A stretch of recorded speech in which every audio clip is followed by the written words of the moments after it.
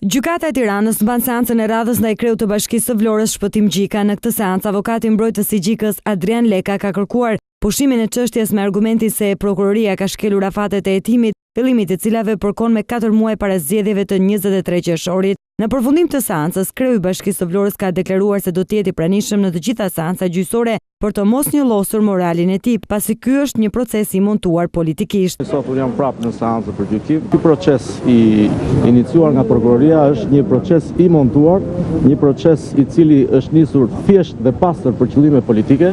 Prandaj unë jam i qartë dhe i pastër në ndërgjegjjen time dhe jam në paqe me moralin tim, sepse e di si ka filluar, për çfarë arsyesh ka filluar dhe pse është hetuar në kushte skandaloze të shkeljes gjitha procedurave Shpëtim Gjika me cilësinë e kryetarit të bashkisë. Kryebashkiaku i Vlorës Shpëtim Gjika përballet me akuzat e falsifikimit të dokumentave dhe ndërtimit të paligjshëm. Më konkretisht bëhet fjalë për objektin që ndodhet tek vendi quajtur Tre Racat, ndërsa objekti i dytë ndodhet brenda territorit të portit.